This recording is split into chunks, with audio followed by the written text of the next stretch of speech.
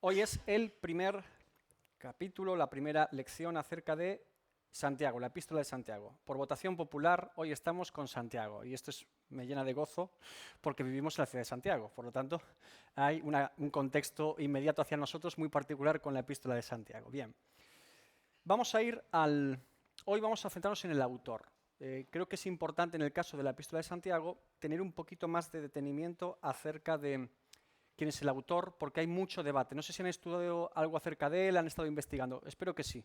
Hay mucho debate con el tema de la epístola de Santiago. Así que hoy vamos a comenzar con el versículo 1 del capítulo 1. Dice: Santiago, siervo de Dios y del Señor Jesucristo, a las 12 tribus que están en la dispersión, salud.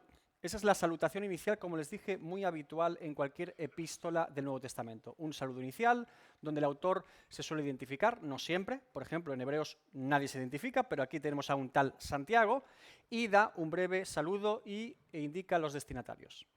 Lo primero que tenemos que hacer cuando nos encontramos una epístola como la de Santiago es preguntarnos, y hoy vamos a centrarnos en esta palabra en concreto, ¿quién es Santiago?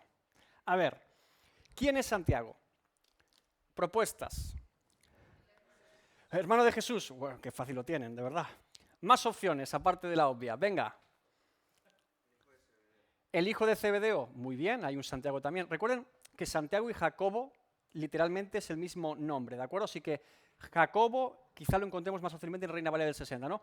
¿Cuántos Jacobos tenemos en el contexto de la iglesia primitiva que podamos decir que serían un posible candidato a ser el autor de esta epístola?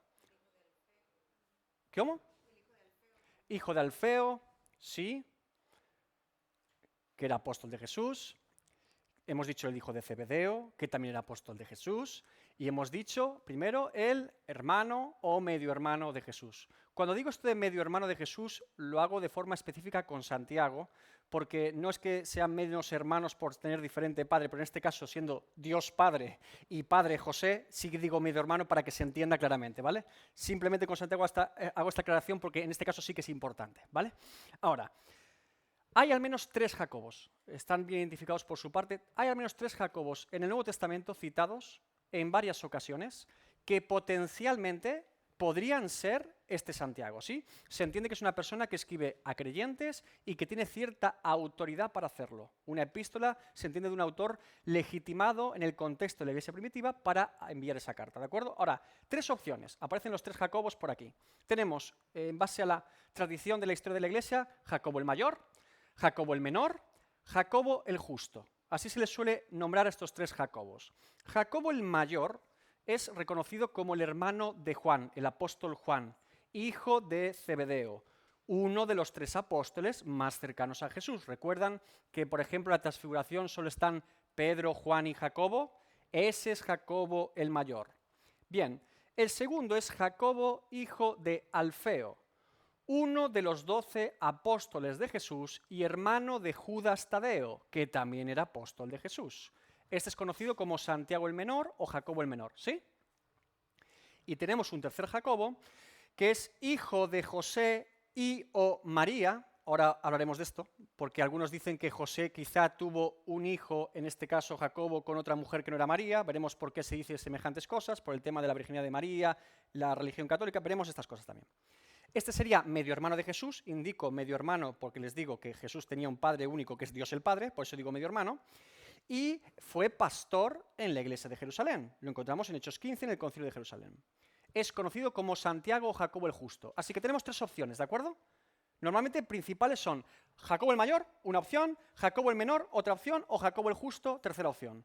E incluso algunos se han aventurado a decir que hay un cuarto Jacobo, que es este, que es anónimo, y no sabemos dónde aparece. Esta me parece menos seria, ¿vale? Vamos a intentar ceñirnos a las posibilidades que tenemos bíblicas, al menos. Bien. La primera opción, Jacobo, hermano de Juan, o Santiago el Mayor, se suele descartar bíblicamente por Hechos 12 del 1 al 2. ¿Recuerdan lo que pasa en Hechos 12 del 1 al 2? En aquel mismo tiempo, el rey Herodes echó mano a algunos de la iglesia de Jerusalén, para maltratarles y mató a espada a Jacobo, hermano de Juan.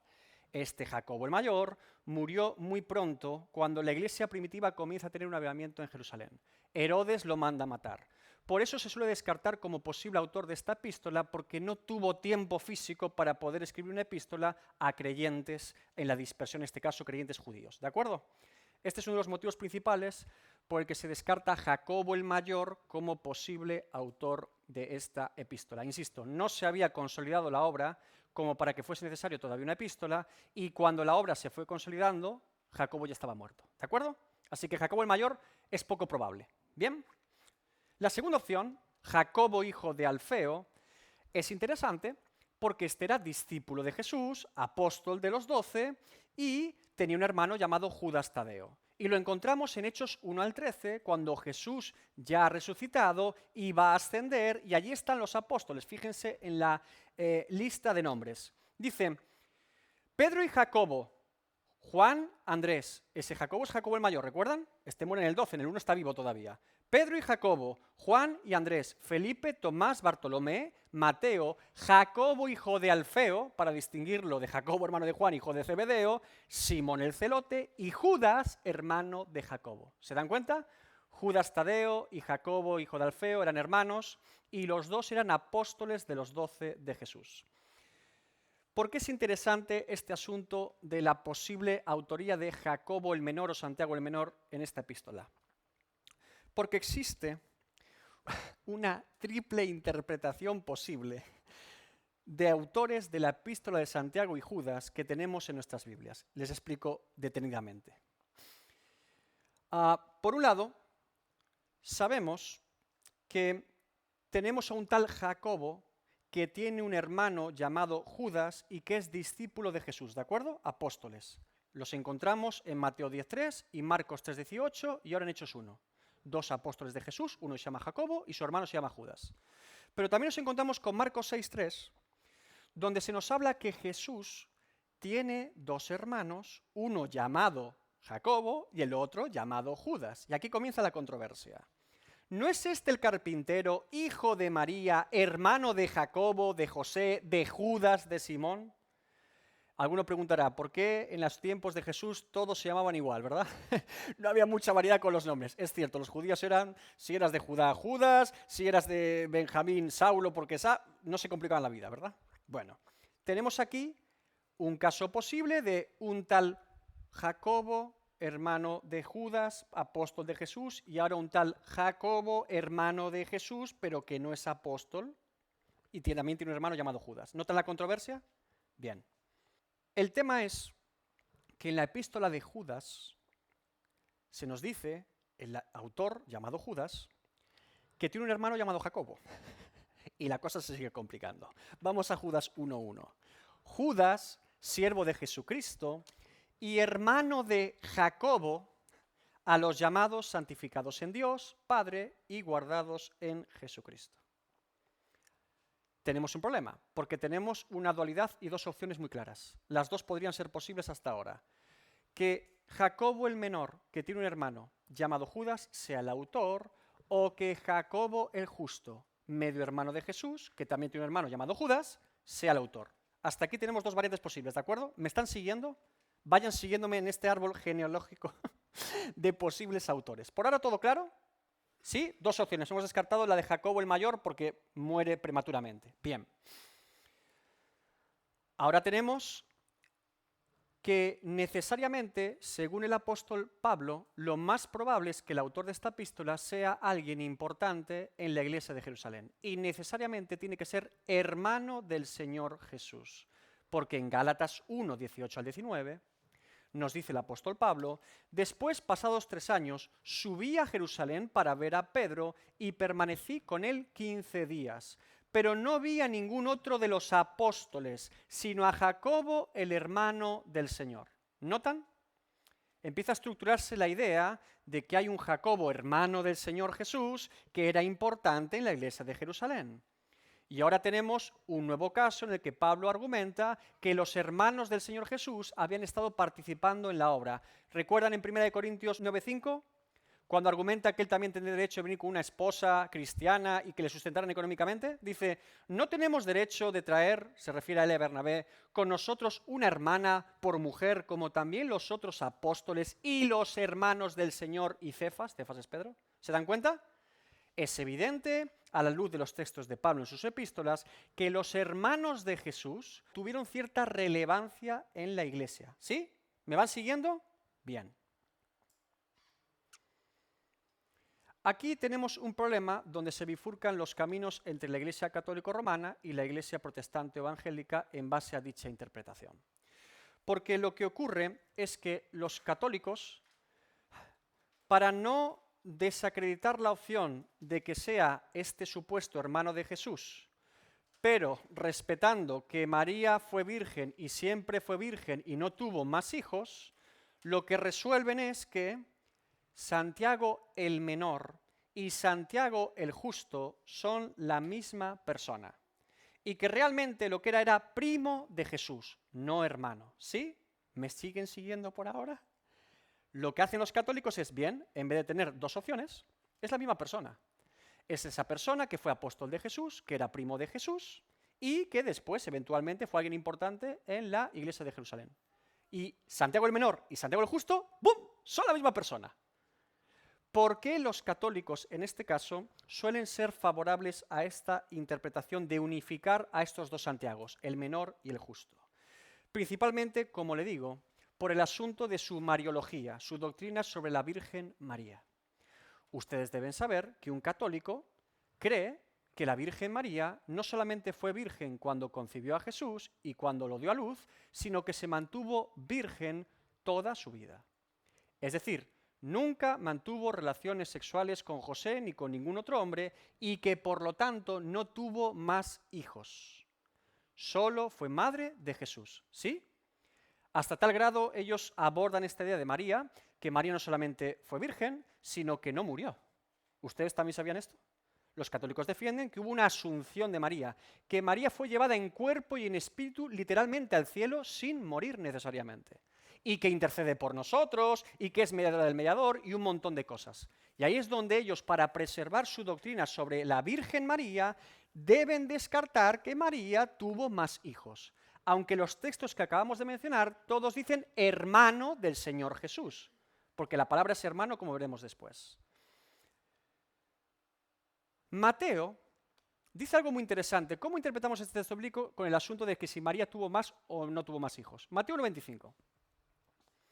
¿Qué dice Mateo? Pero no la conoció José hasta que dio a luz a su hijo primogénito y le puso por nombre Jesús.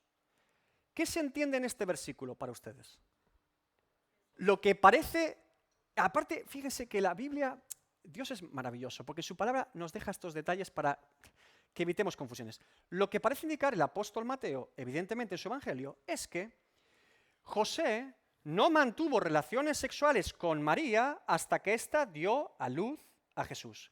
¿Por qué indicaría esto Mateo si la solución es que jamás José tocó a esa mujer y nunca tuvo relaciones con ella? No tendría sentido, ¿verdad? ¿Por qué lo indicaría? Lo está indicando porque lo que parece aquí ocurrir es que José después sí era el esposo de María y tuvo relaciones con su esposa de forma natural y normal. Eso es lo que parece indicar el texto de Mateo, ¿sí? ¿O solo yo lo pienso? A mí al menos me parece que es lo que está indicando. Si esto es así, entonces este asunto de la virginidad de María después de del nacimiento de Jesús no tendría sentido para nosotros los creyentes evangélicos. Entendemos que María fue virgen, que fue una persona que el Espíritu Santo cubrió para que ella pudiese dar a luz un ser humano 100% y un ser divino 100%, Jesucristo, y que después era una mujer que tenía un esposo llamado José y que tuvo hijos e hijas, tal y como hemos leído en el Evangelio. ¿De acuerdo? Ahí es donde se bifurcan, insisto, la interpretación posible de este famoso Santiago. Para un creyente evangélico no hay un Santiago menor y justo, sino que son dos personas diferentes. Uno es el apóstol y otro es el hermano de Jesús. El primer padre de la Iglesia que vio una posible relación entre Santiago el menor, hijo de Alfeo, como el escritor de la epístola de Santiago, fue Jerónimo, el traductor de la Vulgata latina, siglo IV después de Cristo. Él escribe en su obra De Viris Illustribus, cito textualmente: Santiago, el hermano del Señor, apodado el Justo, sería, según algunos, el hijo que José hubiera tenido de otra esposa, Ni siquiera se debatía si era de María, de otra esposa. Según mi juicio, dice Jerónimo, es hijo de María, hermana de la madre del Señor. Y aquí apunta él a Juan 19:25, porque resulta que los nombres se siguen repitiendo y que María, madre de Jesús, tenía una hermana también llamada María. Esto es bastante raro, ¿verdad? Dice Juan 19:25, estaban junto a la cruz de Jesús, su madre, y la hermana de su madre, María, mujer de Cleofás, y María Magdalena. ¿Se dan cuenta? Aquí dicen que hay 3 Marías. María, la madre de Jesús, María, mujer de Cleofás, y María Magdalena. ¿Por qué dice esto de Jerónimo de según mi juicio? Bueno, porque requiere una vuelta de carambola. Primero, Jerónimo está asumiendo que Alfeo, el padre de Jacobo y Judas, tenía un nombre en griego que es Cleofás. Primera conjetura. Aquí cuando dice María, mujer de Cleofás, es la hermana de María, que también se llamaba María, y Cleofás es Alfeo. Primera conjetura. Segundo, está asumiendo Jerónimo también que los evangelistas y el propio Pablo, por algún interés, utilizan la palabra hermano con este hombre, Santiago, pero no es hermano de Jesús, es un primo. Son muchas conjeturas las que están haciendo aquí. Ahora yo hago una pregunta. ¿Qué sentido tiene en la época bíblica, Nuevo Testamento, primer siglo, que los evangelistas y el propio apóstol Pablo dediquen líneas a primos de Jesús? ¿Saben cuántos primos tenía la gente en aquella época? Había un montón de hijos. Primos en Nazaret, ¿cuántos primos tendría Jesús? Un montón. ¿Qué sentido tiene en una narrativa bíblica que digan, mira, ahí estaban los primos de Jesús y las primas de Jesús que lo llaman para hablar con él y con su madre? O sea, María viene con los primos de Jesús, no con sus hijos. No tendría sentido, ¿verdad? Es poco natural. Ahora, ¿cómo podemos desenredar este asunto de los primos de Jesús, hermanos de Jesús? Debemos ir al griego original. La palabra utilizada en griego para hermanos es adelphos.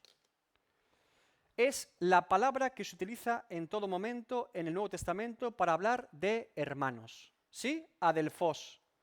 Deben hacer este tipo de ejercicios cuando se encuentran con cierta controversia interpretativa o doctrinal. La palabra utilizada es adelphos. Ahora, ¿cuántas veces se utiliza adelphos en el Nuevo Testamento? Un montón.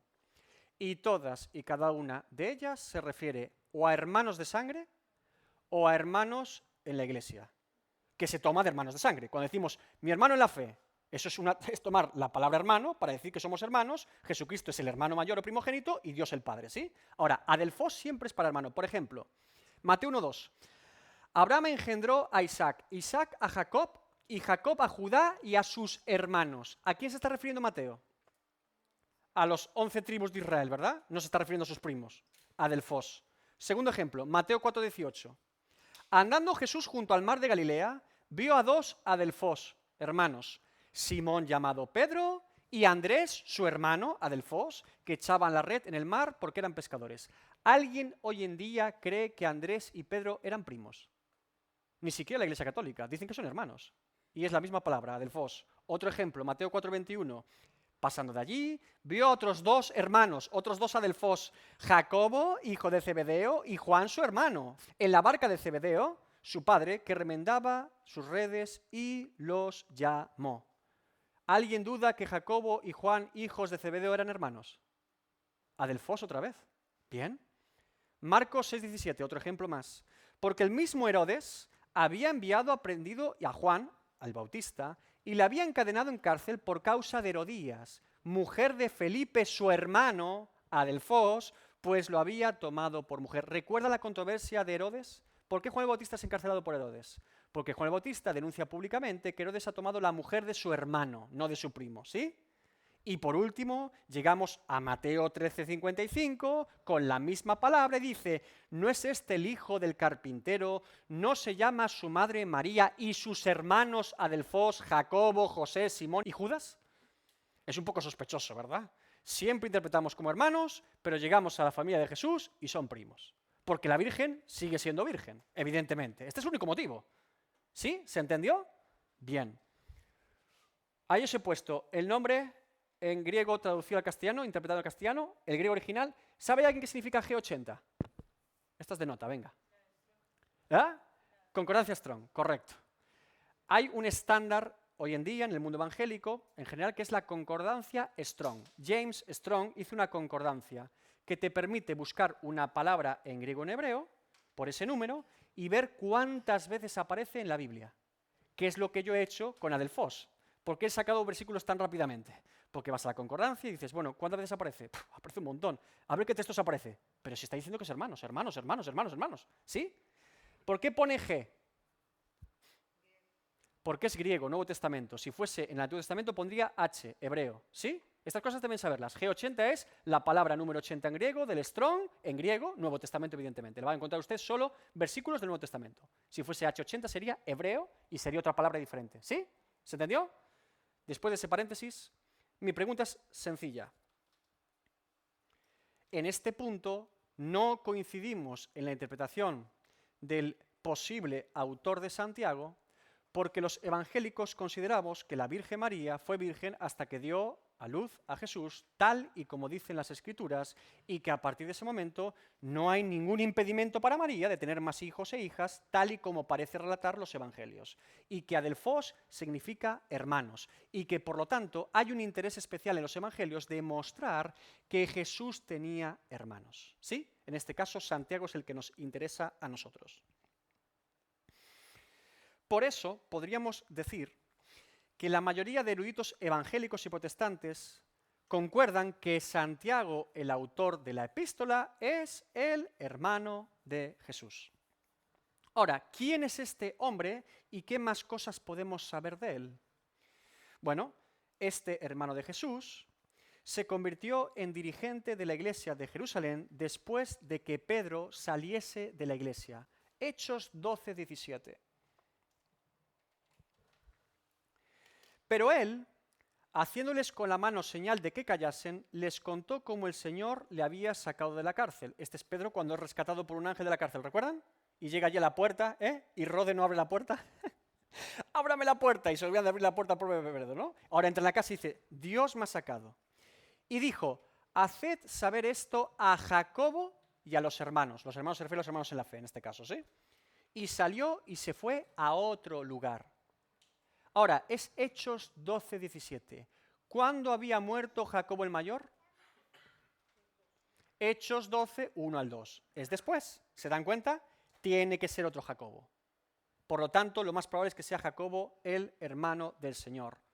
Bien, segundo, también sabemos que este Jacobo, o Santiago el justo, muestra su autoridad pública en la iglesia de Jerusalén en el concilio que se celebra en Jerusalén en el capítulo 15 de Hechos. Hechos 15, 13 al 28 dice, y cuando ellos callaron, Jacobo respondió diciendo, varones o hermanos, oídme, porque ha parecido bien al Espíritu Santo y a nosotros no imponeros ninguna carga más que estas cosas necesarias. Es Santiago quien cierra el concilio de Jerusalén. Lo abre Pedro, después argumentan Pablo y Bernabé que lo que Pedro dice es cierto, que el Espíritu Santo se está derramando sobre los gentiles, pero quien cierra el concilio es Santiago. Y es Santiago quien dicta esas 3 directrices que deben ser enviadas a Antioquía y a la iglesia en los gentiles para que se cumplan. Dicen, bien, no se tienen que circuncidar como los judíos, pero deben cumplir estos requisitos. ¿Quién da esa orden? Directamente Santiago, y es validada por todo el concilio de Jerusalén.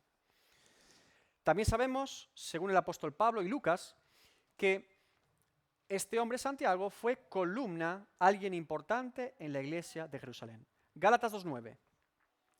Y reconociendo la gracia que me había sido dada Jacobo, Cefas y Juan, Jacobo, Pedro y Juan, que eran considerados como columnas, nos dieron a mí y a Bernabé la diestra en señal de compañerismo para que nosotros fuésemos a los gentiles y ellos a la circuncisión.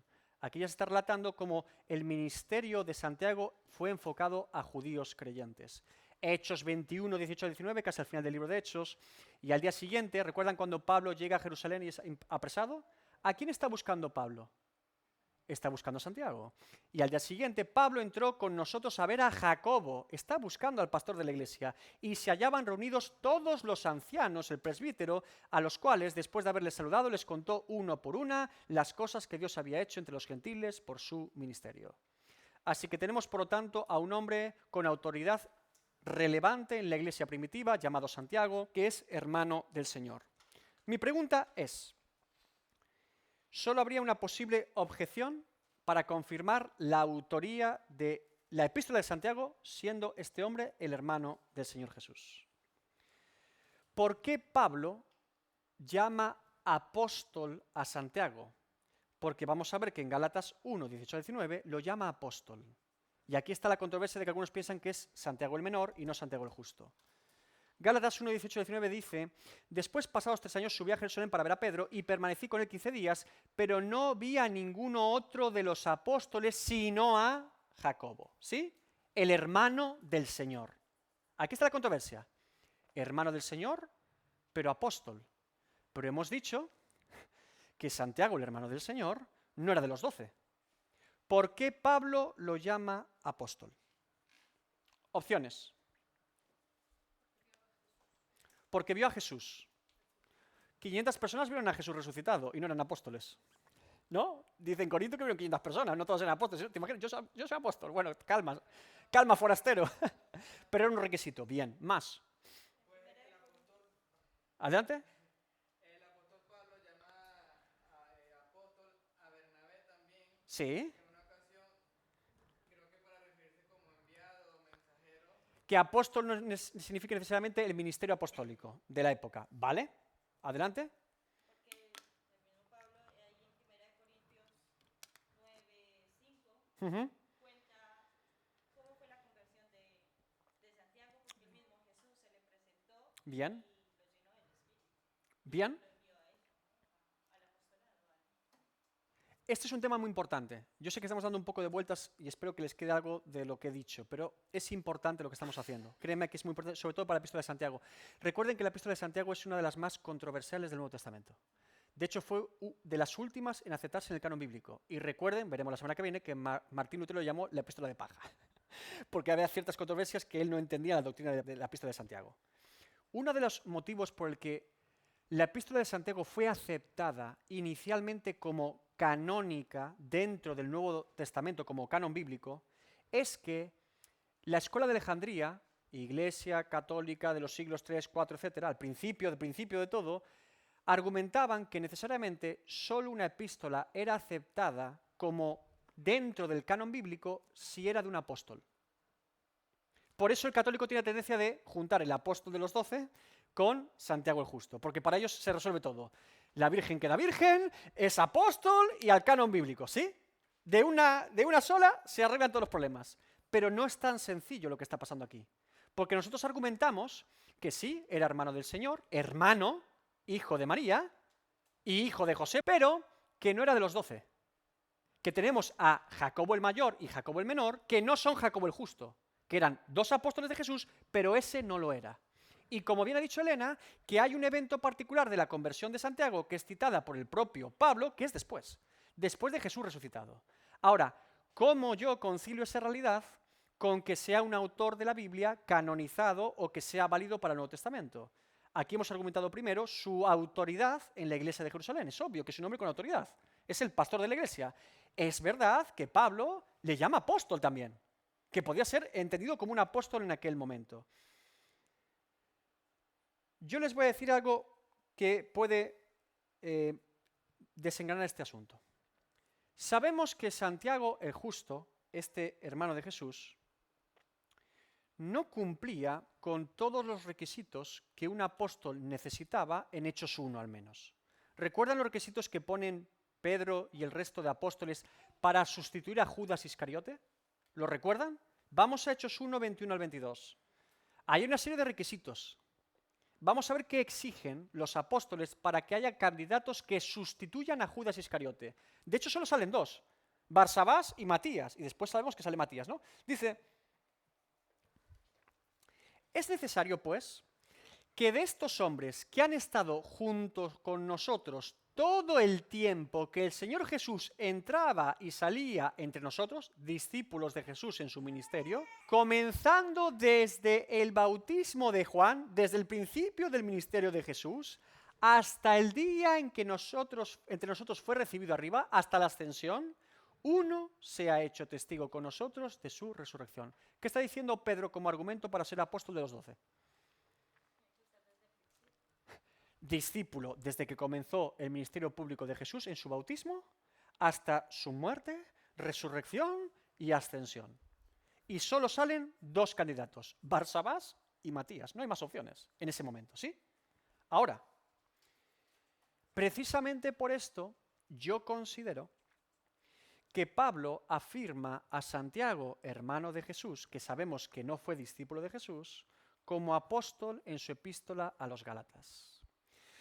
Porque si estos requisitos para ser apóstol, los que acabamos de ver, fuesen exigidos en todo el momento de la iglesia primitiva, entonces Pablo tampoco sería apóstol. ¿Se dan cuenta? Porque Pablo tampoco fue discípulo de Jesús. ¿Qué está haciendo Pablo al citar a Santiago, hermano de Jesús, como apóstol? ¿Qué tenían en común ellos dos? Que no habían sido discípulos de Jesús y que los dos se habían convertido con Jesucristo resucitado. Por eso Pablo insiste tanto de en todos los ministerios que ve en Jerusalén, Santiago el justo, hermano del Señor, porque él y Santiago son muy similares. Dios les había otorgado un ministerio evidente, los había dotado de todo tipo de dones y capacidades, les había dotado de autoridad en medio de la iglesia, pero no habían sido de los 12. Y Pablo y Santiago tienen una conexión especial en su vida, porque Pablo y Santiago les había pasado exactamente lo mismo. Por eso Pablo se siente identificado con Santiago, hermano de Jesús. Ahora, esto es muy interesante, porque esto implica, por lo tanto, que Jesús en su ministerio, como él mismo dijo, no había sido bien recibido ni aceptado por sus hermanos o medio hermanos. María, madre de Jesús, fue discípula de Jesús, pero sus hermanos lo fueron. Juan 7, 3 al 5. Y le dijeron sus hermanos a Delfos, sal de aquí y vete a Judea. Le dicen los hermanos a Jesús, vete de aquí. O sea, sal de Nazaret, deja de estar en Galilea, vete a Judea, al sur, vete a Jerusalén, para que también tus discípulos vean las obras que haces. Porque ninguno que procura darse a conocer hace algo en secreto. Le están reprochando a Jesús que haga cosas en las afueras de Jerusalén en lugar de la capital. Si estas cosas haces, manifiéstate al mundo. Si eres quien dices ser, hazlo públicamente. Porque ni aún sus hermanos creían en él. ¿Se dan cuenta? Ahí estaba Santiago. Ahí estaba Santiago entre sus hermanos. Siguiente. ¿Recuerda el texto de Marcos 3, 20 al 21?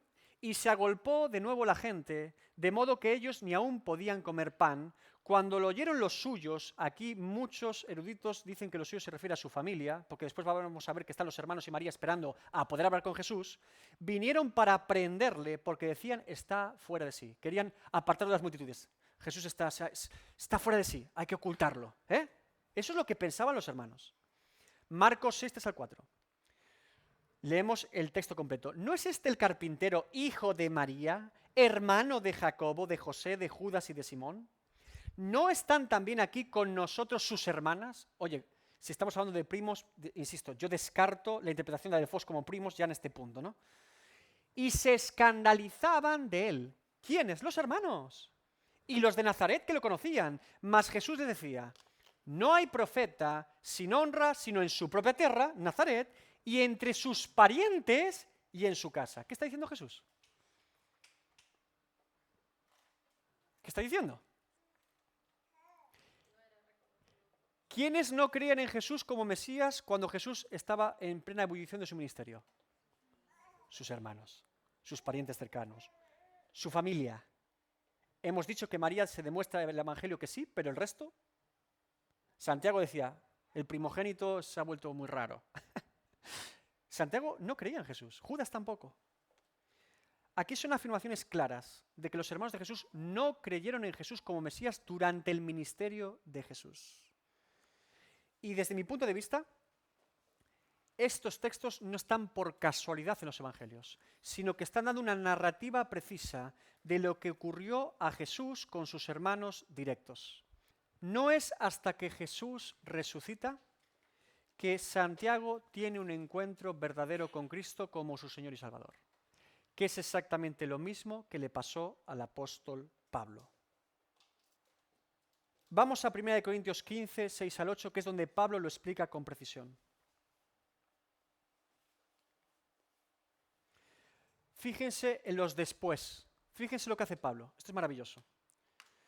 Pablo argumenta que Jesús resucitado apareció a muchas personas y que ese es el motivo principal para que él pueda ser considerado apóstol y por lo tanto Santiago también. Dice, después apareció a más de 500 hermanos a la vez, creyentes, ¿sí? Dice hermanos, se entiende que todos seguían siendo creyentes, o sea que el encuentro con Jesús fue tremendo, ¿verdad? Por ejemplo, dígame uno de esos 500 hermanos posibles. Dígame hermanos a los que Jesús se apareció, o hermanas, en la fe. Los de Maús, bien, más. ¿A los 70? A los 70 que él mandó a evangelizar. No, pero Jesús resucitado. María Magdalena. María Magdalena, es la primera que lo ve, literalmente, más.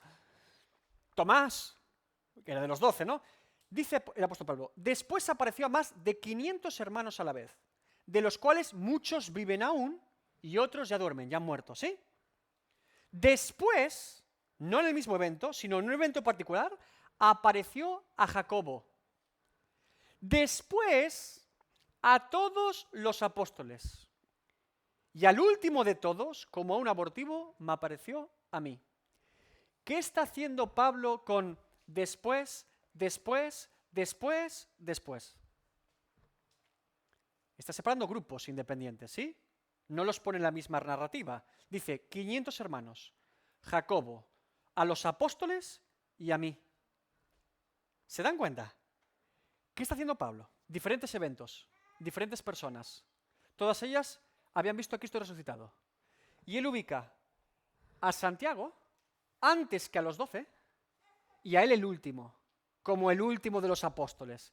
Ahora ubica un testimonio específico de una persona llamada Jacobo, que sabemos que no es de los 12, porque a los 12 los pones después. ¿Quién es ese Jacobo?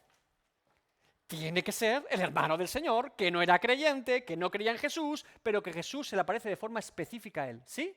Yo os hago una pregunta. ¿Qué sentido tendría para un discípulo de Jesús? No hay ningún solo caso en el que Jesús se aparezca a solas con él. Porque todos los relatos de los evangelios hay al menos dos apóstoles como testigos, o más, todos, pero nunca ninguno solo. ¿Por qué? ¿Por qué Jesús se le aparece solamente a Pablo y solamente a este tal Jacobo? Porque no eran creyentes. Porque es un cara a cara con el resucitado. Es un cara a cara con Cristo resucitado, con el Señor. ¿Sí? Los apóstoles no necesitaban un encuentro particular con Jesús. Habían estado 3 años y medio de ministerio con él. Ya habían estado disfrutando de Jesús 3 años y medio. Sí era importante que los apóstoles fueran testigos de la resurrección de Jesús para que se cumpliese lo que Jesús había dicho. Pero que esté a solas con uno de ellos solo ocurre con Pablo y con este Jacobo. Por lo tanto, lo más natural sería pensar aquí que Jacobo no es de los 12, sino aparte de los 12, al igual que Pablo no es de los 12 y por eso se pone aparte. ¿Sí? Bien. ¿Cuándo se convierte Santiago entonces, a la luz de este texto bíblico? Antes de que Jesucristo ascienda, pero después de resucitado, porque dice que fue antes de los 12. Esto tendría una demostración bíblica. ¿Hay un texto bíblico que acredite que esto es cierto, aparte de Pablo? Ahí lo tienes, Daniel, un 10 para ti. Hoy te llevas el 10. Hechos 1.14, venga. Vamos a Hechos 1.14. Este texto es muy importante. Algo pasó con los hermanos de Jesús después de la muerte y resurrección de Jesús. Y lo dice Lucas.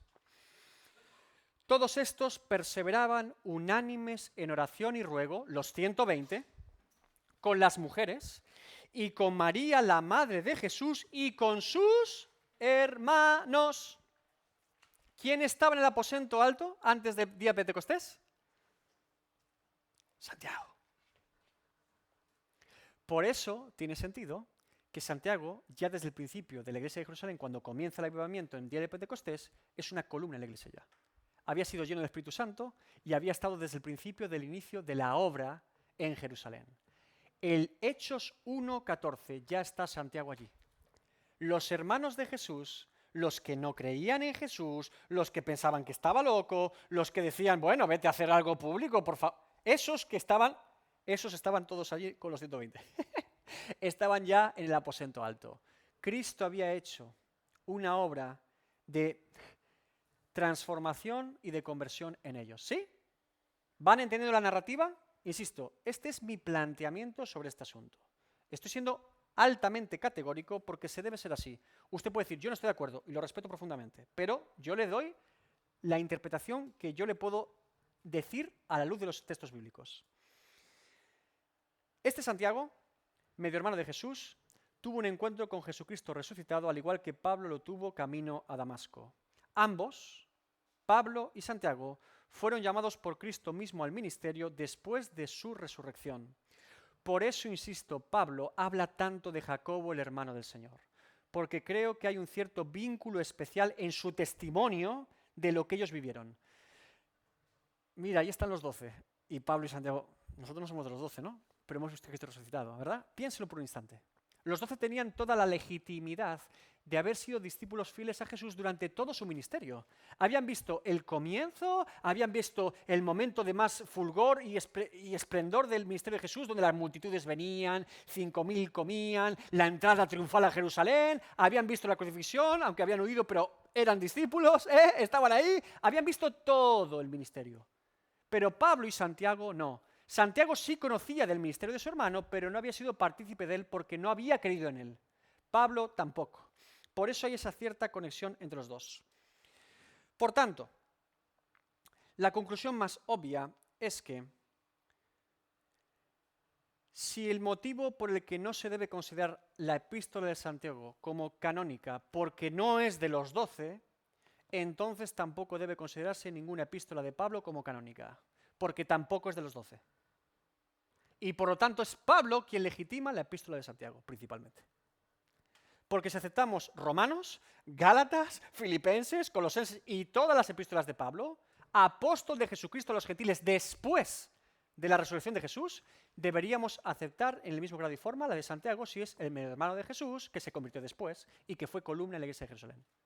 Ahí está lo que yo les digo como interpretación posible para entender esta epístola y su autor. Bien, ¿cuántas cosas tenemos que repasar hoy con Santiago? Ya empieza difícil la epístola, empieza dura. Bien, ¿por qué es importante para mí, y creo que para ustedes debe serlo también, por qué es importante que identifiquemos correctamente al autor de esta epístola? En particular de esta epístola, sobre todo. ¿Por qué?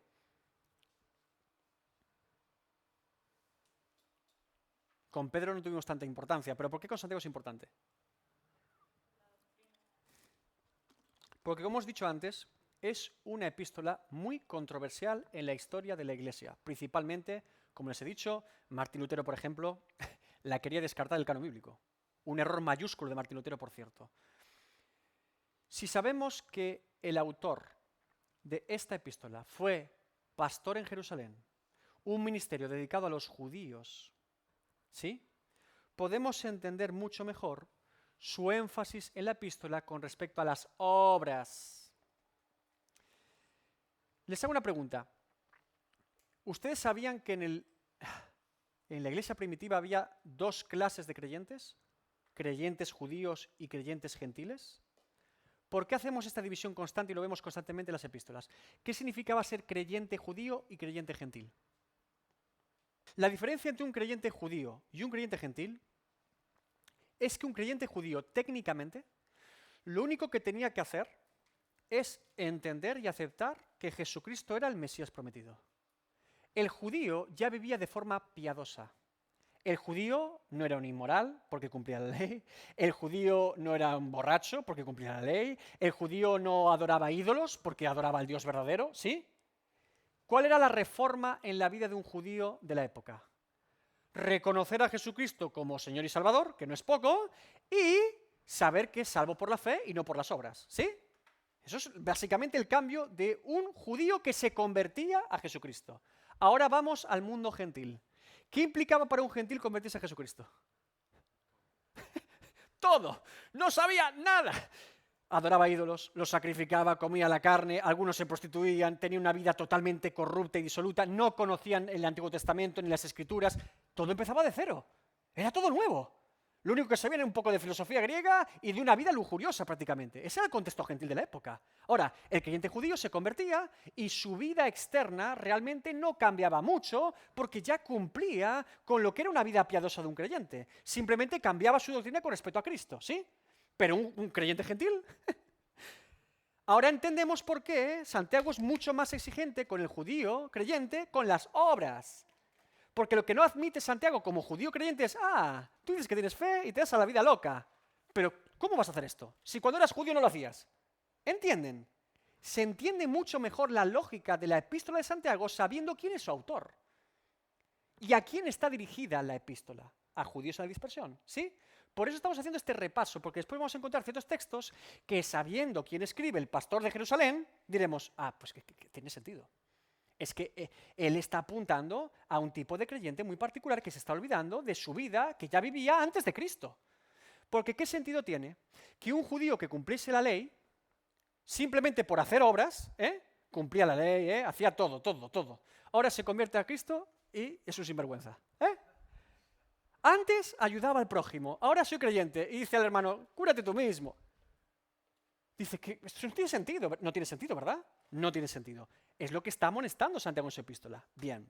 ¿Quiénes generan la polémica de que los gentiles se circunciden? Los fariseos. ¿Y dónde estaban los fariseos principalmente? En todas las iglesias del mundo.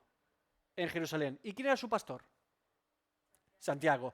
¿Recuerda cuando Pablo llega en Hechos 21 a Jerusalén? ¿Qué le dice Santiago? Aquí hay muchos que conocen de tu ministerio, pero que piensan que tú te has hecho un gentil. Vete a hacer unos votos al templo para que los hermanos te vean y se queden tranquilos. ¿Quién se lo dice? Santiago. Porque él es pastor de los judíos creyentes de Jerusalén. La cuna de la cuna de la cuna de los judíos. ¿Entienden el contexto? Para mí, insisto, nos va a ayudar mucho a entender la epístola de Santiago. ¿De acuerdo? Eso no va a entrar en discrepancia con que conciliemos la teología de Santiago con la teología paulina. Van a ver que se pueden conciliar a mi querido apóstol Pablo con mi querido pastor en Jerusalén, Santiago, ¿sí? Que eran amigos y que no están diciendo las obras o la fe, no. Vamos a ver cómo se concilia eso, ¿no? Bien, aclarado este punto, dudas y alternativas. ¿Quién cree que sea otro Santiago y que me dé algunos argumentos y podemos escucharlos? ¿Les he convencido tan fácilmente? No. Venga. No, sí, pero ¿Sí? es una aclaración porque también Yo contraargumento a ¿por qué? La pregunta es, y es muy buena, ¿por qué si María tenía hijos y Jesús el primogénito está siendo muerto, no está ninguno de los hermanos, o le dice Jesús, busca uno de tus hijos y que te cuide porque yo voy a morir y ascender en lugar de ponérselo al apóstol Juan? ¿Por qué? Yo doy dos respuestas posibles. Primera respuesta, en ese momento el apóstol Juan es el discípulo amado de Jesús. Y por lo tanto la confianza que Jesús tiene en ese apóstol, que encima es joven, para cuidar a su madre, es obvia. Tiene una confianza plena en Juan. Quiere garantizarse el bienestar de su madre. Dos, tiene todo sentido del mundo que Jesús haga eso, porque en ese momento ninguno de los hermanos de Jesús está allí. Porque no creen en él. No hay ningún hermano en la crucifixión de Jesús porque no creen en él.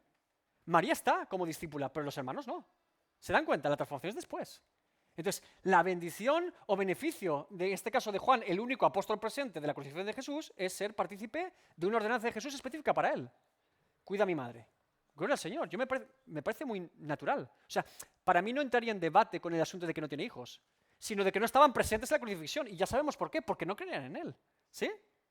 Sería una posible respuesta, ¿no? Más. Siervo. Pero puede ocurrir porque, por ejemplo, creo que es en Primera de Pedro, que tampoco lo dice. Por eso no lo... O sea, era un argumento que he pensado, pero vamos a Primera de Pedro, te lo confirmo. Porque creo que Pedro dice... sí, ¿no? Puede ser que sí, tienes razón. Ese sería un argumento más, ¿eh? Sí, Pedro, apóstol de Jesucristo, tienes razón. El mero hecho de que no se indique como apóstol y simplemente como siervo. Es una buena... es interesante. Apóstol. El argumento me parece interesante. Si fuese Santiago apóstol de Jesucristo, en este caso Santiago el menor, porque el mayor ya había muerto, diría Santiago apóstol de Jesucristo, no siervo, ¿no? Interesante. Me parece bien. Me parece bien. Es importante que entendamos ciertas controversias, creo que son las principales entre la Iglesia católica y la evangélica actualmente. El tema de la mariología o la doctrina sobre María, ¿sí? Hay muchas controversias sobre este asunto. Ahora, debemos entender también o estudiar dónde nacen muchas de ellas. Porque hay un motivo causa por el que la tendencia o bifurcación hacia la honra y veneración a María cada vez ha ido a más, ¿sí? Usted, como evangélico, habla con un católico hoy en día sobre el asunto de María y decimos, pues esto es una locura, ¿no? Son un montón de cosas. Parece Dios Padre, Dios Hijo y Dios Santa María, literalmente. ¿Sí o no? ¿Sí? Yo que he nacido en un hogar evangélico, yo siempre cuando estos temas digo, ¿qué es esto? ¿Qué es esto? ¿Dónde está la Biblia? ¿No? Me pongo nervioso, digo, ¿pero cómo están diciendo estas cosas? ¿Por qué la doctrina sobre María ha ido cada vez cogiendo más valor en la Iglesia Católica y de dónde surge? Deben entender que una de las primeras doctrinas sobre María fue la famosa frase María, Madre de Dios. ¿Han escuchado esto? María, Madre de Dios. Por ejemplo, es una doctrina típica de un católico. Yo digo que María es Madre de Dios. Y uno dice, ¡qué barbaridad! Nosotros nos suena rarísimo, fortísimo, casi herético, ¿verdad? María, Madre de Dios. Como si Dios tuviera madre. Estamos locos, ¿no? ¿De dónde surgen estas cosas? Bien. María, Madre de Dios, la frase es Theotokos, así es como era en griego original. El debate fue Concilio de Éfeso, 431 después de Cristo. ¿Qué pasó en el Concilio de Éfeso de la Iglesia Católica en aquel tiempo? Nestorio fue un hombre que llegó a ese concilio diciendo, básicamente, que él aceptaba que María fue madre de Jesús como hombre, pero que no fue madre de Jesús en el sentido divino de Jesús. Que la divinidad de Jesús le vino después. ¿Entienden el problema? Que hay un momento en la vida de Jesús, hombre, que no era Dios. ¿Entienden el problema? En ese concilio se acusa como herejía al nestorianismo. Y ahí es donde surge la famosa frase para descartar a Nestorio y sus locuras. No, María es madre de Dios. Porque María concibió a Jesús siendo 100% hombre y 100% Dios. El asunto nace de una controversia con la divinidad de Cristo. Y por esa controversia se afirma o se acepta decir Madre de Dios. ¿Se dan cuenta? Ahora, claro, para resolver un problema con Nestorio en el siglo V después de Cristo, ignoran que después de unos siglos tenemos un problema mayor, que la gente piensa que es Madre de Dios en general. Y que de hecho eso deriva a que María no ha muerto, que hay una asunción, que bueno, hay un montón de cosas sobre María que son bastante espeluznantes desde mi punto de vista. Creen que está viva. María está viva todavía, intercediendo por nosotros, es mediadora del mediador y un montón de cosas. Ahí está cómo empieza a derivar un montón de cosas, ¿sí? Pero nace de ahí, de controversias ni siquiera sobre ella, sino sobre asuntos teológicos sobre Cristo, ¿sí? Entonces, no me sirve ningún argumento que niegue la evidencia bíblica desde mi punto de vista de que Jesús tuvo hermanos, adelfos, porque es muy claro a lo largo de todo el texto bíblico. Pablo lo dice, los evangelios lo dicen, etcétera, etcétera, ¿sí? Bien. El problema que ellos hacen con María es que para intentar respetar tanto la divinidad de Jesús, algo no les cierra en el sentido de el Espíritu Santo cubre a María, que es lo que dice el texto bíblico, y Jesús nace sin pecado. ¿Qué hacemos para preservar semejante idea? María también fue concebida sin pecado. ¿Qué es lo que dicen? O sea, el vientre ya era sin pecado y por eso ahí hubo un ser sin pecado. Entonces empiezan a hacerle cosas a María para intentar ayudar de alguna forma al texto bíblico con respecto a Jesús, pero lo que hacen es deificar a María. Por algún motivo, insisto, para mí extravagante y extraño, incluso herético. La Madre María también tenía que ser santa y así sucesivamente hasta una genealogía que fuese de todas mujeres sin pecado. Pero sabemos que eso no es así. Mira, en la genealogía de Jesús está Rahab, la ramera. ¿Vale? Mateo lo pone como diciendo, para que quede claro. Es decir, lo que Dios hace, preservando a María para que dé a luz a Cristo, evidentemente es un misterio. Dice que fue concebida del Espíritu Santo. Es un misterio. Pero lo que se entiende al menos es que la naturaleza humana es aportada por María y la naturaleza divina es aportada por Dios mismo por medio de su Espíritu Santo. Y que nació un santo ser llamado Cristo. El santo es Cristo. El mediador es Cristo. Es como la mediación de la mediación. Es la mediadora del mediador. Pero yo no necesito más mediadores. Solo hay un mediador entre los hombres, Jesucristo, me dice Pablo. Yo no quiero más mediadores. Yo quiero ir directamente a la fuente, ¿no? Pero esa es la controversia principal aquí. Bien, aclarado todo este asunto de Santiago, ya tenemos mejor idea, ¿sí? Ahora, voy a hacer con ustedes una breve explicación de cómo debemos utilizar los comentaristas bíblicos, ¿vale? Les he dicho que me trajeran alguna cita de algún comentarista bíblico que hablase de este tema. ¿Lo han hecho? Adelante, John, tu cita. Autor, obra, página. ¡Wow! Un padre de la iglesia, vamos, me gusta esto. Sí, Eusebio es muy importante porque te va haciendo una de los historiadores más importantes de la iglesia primitiva. Muy bien. Eusebio de Cesarea, por ejemplo, es un interesante autor de los primeros siglos de la iglesia porque él va recopilando un montón de información de otros padres de la iglesia y también va haciendo, para así decirlo, la historia de la iglesia. Entonces es un historiador dentro de los padres de la iglesia muy interesante. ¿Más opciones? Comentarista bíblico. Orígenes, también padre de la iglesia. Vamos, ¿qué dice? O sea, los incluyó como canon bíblico porque los cita. Interesante. No lo sabía. Qué bueno. Se cree que Santiago, el justo, evidentemente no está enterrado en la catedral, sino que lo mataron apedreado en Jerusalén. Eso es lo que se cree tradicionalmente. Que probablemente murió como mártir, como muchos de los apóstoles y principales ministerios de la época, del primer siglo, apedreado en Jerusalén. Eso es lo que se cree acerca de Santiago, ¿sí? Lo digo porque con total certeza le puedo decir que no está ahí.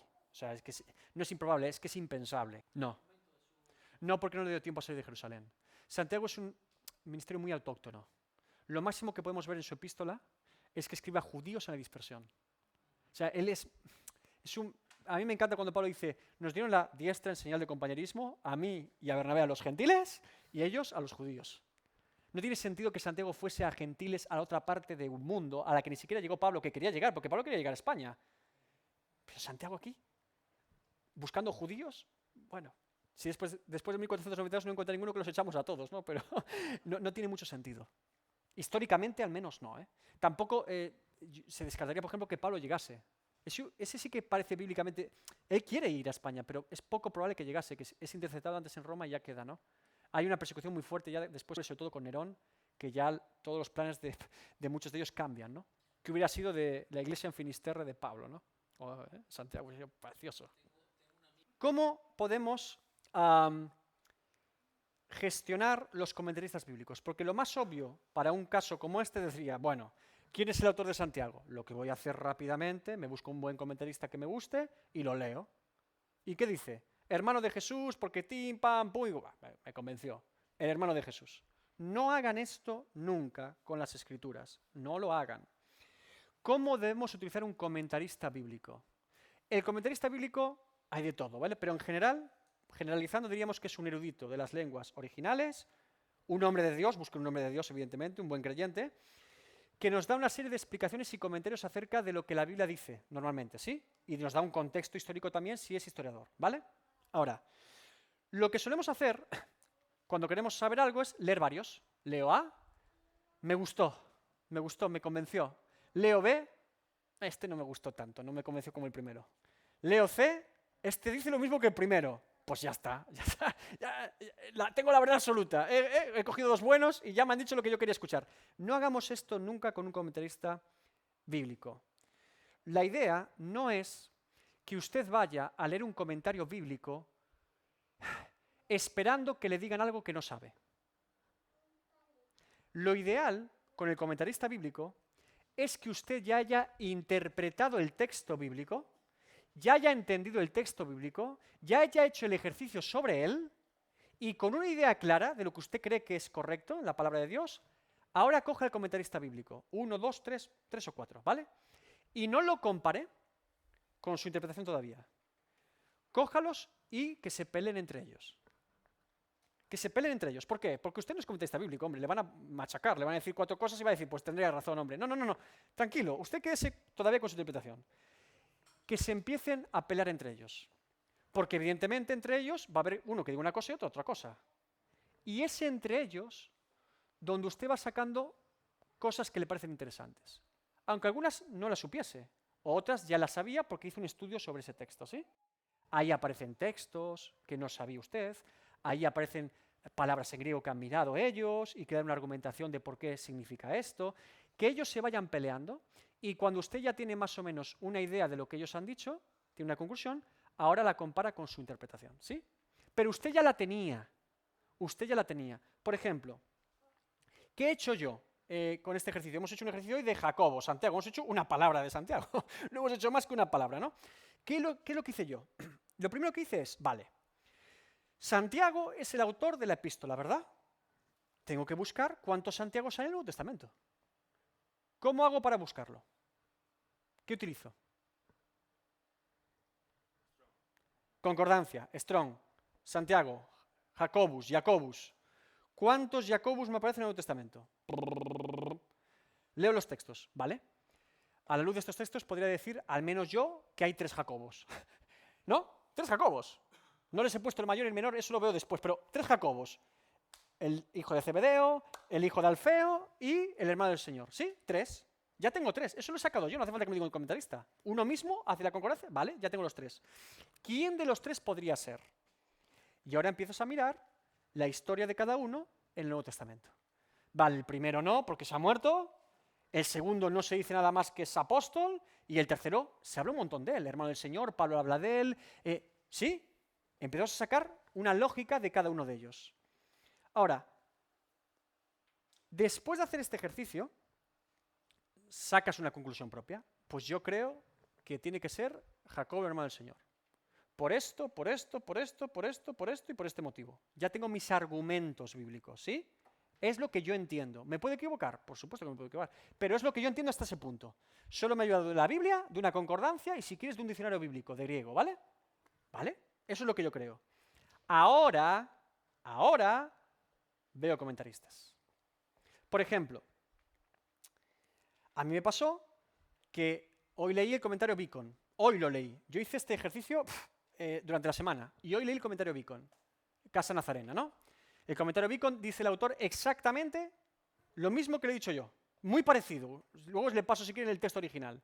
Pero él añade un texto que yo no tenía, que para mí cerró ya mi argumento, que es el de Hechos. El de que estaban ya en el día de Pentecostés. Yo ese texto no lo tenía. Porque como dice hermanos y no dice Jacobo, no lo había filtrado. Yo no me acordé de ese texto. El comentarista sí, y por eso me ayudó. Entonces, claro, mi argumentación todavía se hace más sólida, pero porque yo ya tengo una. No me convenció de nada, simplemente me aportó un texto que yo no tenía. Así es como deberíamos utilizar los comentaristas bíblicos. ¿Pudiera ocurrir que un comentarista cambie su opinión? Sí, pero porque la tenía. Lo que no podemos hacer es con la mente en blanco, ay, no, me cuesta mucho el texto, voy a dedicarle 2 segundos de mi vida y como no tengo más tiempo, venga, comentarista, uno que me guste, venga, ¿qué dice Juan Calvino? Bah, Juan Calvino es maravilloso, me encanta, seguro que tienes razón, casi siempre tienes razón. Hacemos estas cosas, ¿sí? Hacemos estas cosas. Entonces, pues yo creo esto, ¿por qué? Porque se lo leí a Calvino. No me sirve. Yo no le he dado ningún comentarista más que uno Jerónimo. Le he dado, ¿cuántos textos bíblicos? Todos los que hay sobre Jacobo. Creo que no me falta ninguno. Todos los que aparece Jacobo le he dado el texto bíblico. Entonces, el ejercicio debe ser así. Cuando no hacemos eso, ocurre algo terrible en el creyente de hoy, que es que yo creo algo, pero no porque he sido persuadido por la palabra de Dios, sino porque he sido persuadido por un buen comentarista. Y los hombres yerran, pero la palabra de Dios no. ¿Se dan cuenta? No es la misma sustancia y solidez. Estoy seguro que si usted ha hecho el ejercicio de Santiago, le costará mucho menos recordar quién es Santiago y por qué. Si usted y yo lo leemos en un comentarista, lo leo, me acuerdo, me olvido, no me importa. Ay, David, pero es que qué esfuerzo tan grande. Para una sola palabra de Santiago hemos dedicado 1 hora y cuarto. Esto es un rollo tremendo. ¿No será demasiado perder el tiempo? Cuando alguien me dice que leer la Biblia mucho o estudiar la palabra de Dios es una pérdida de tiempo, yo le pregunto, ¿y usted cómo aprovecha el tiempo entonces? ¿No? Para usted leer la Biblia 3 horas y estar ahí debatiendo sobre ella es una pérdida de tiempo. ¿Y entonces usted cómo aprovecha el tiempo? Yo lo aprovecho así, no me sale de otra cosa. ¿Usted cómo lo hace? Claro, tenemos que entender cuáles son las prioridades. Nunca se cansen de estudiar la Biblia. Nunca se cansen de escudriñarla, de pegarse tortazos con ella, de, Señor, ayúdame, es que esto no lo entiendo, tengo que preparar un sermón de 3 segundos y ni 2 Claro. ¿Sí? ¿Sí? Bien. Terminamos por hoy. La semana siguiente haremos la segunda parte de la introducción a Santiago. No vamos a empezar todavía con el texto bíblico, vamos a hablar del contexto, de quiénes son los receptores de la epístola y de la controversia de nuestro querido amigo Martín Lutero sobre la epístola de Santiago, que no atinó ahí Martín, me parece. ¿Alguna duda más? ¿Preguntas? ¿Estaban junto a la cruz de Jesús su madre y la hermana de su madre? María, mujer de Cleofás, y María Magdalena. ¿Son 3 o 4 mujeres? Es una muy buena pregunta. Debería entenderse aquí 4 mujeres, ¿verdad? salvo que hubiera 2 Marías hijas de una misma madre, cosa que yo descartaría. Vamos a simplificar, ¿vale? Vamos a hacer comas y pausas que nosotros sí que las tenemos, gracias a Dios. Dice, estaban junto a la cruz de Jesús, su madre, esta es María, no hay duda, y la hermana de su madre, no dice el nombre, María, mujer de Cleofas, esta es otra María, no sabemos el parentesco que tiene, y María Magdalena, otra María. Hay 3 Marías y la hermana de María, que no sabemos su nombre. Sería una interpretación posible, ¿sí? Bien. Esa es la interpretación más protestante del texto. De hecho, la Reina Valera pone comas. No sé si la católica pone comas. Claro, ese sería hermana. Hermana. Es que el problema con Adelfos es que nunca se interpreta como primo en el Nuevo Testamento. No hay ningún contexto. Siempre es hermanos. Un pariente cercano de primer rango, ¿no? ¿Sí? O sea, ese María de Neví te da más problemas todavía. Por eso se refiere a la esposa de Cleofas o a la hermana. Pero si la hermana sería, insisto, no creo, me parecería muy raro que una madre pusiera a 2 hijas suyas, María y María. Piensen siempre algo. Cuando usted escucha una interpretación bíblica sobre algún asunto particular, tiene que preguntarse si esa interpretación, por muy novedosa que sea, mejora lo que ya hay. A veces tenemos que ser también humildes. Yo creo esto así. ¿Y por qué crees esto? Porque nadie lo ha dicho. ¿Y crees eso porque nadie lo ha dicho? Hombre, no es la mejor manera, ¿no? Pero, por ejemplo, ¿quién es el autor de Eclesiastés? Venga, díganlo. Debate, rápido. ¿Salomón no? ¿Salomón sí? Salomón, ¿por qué?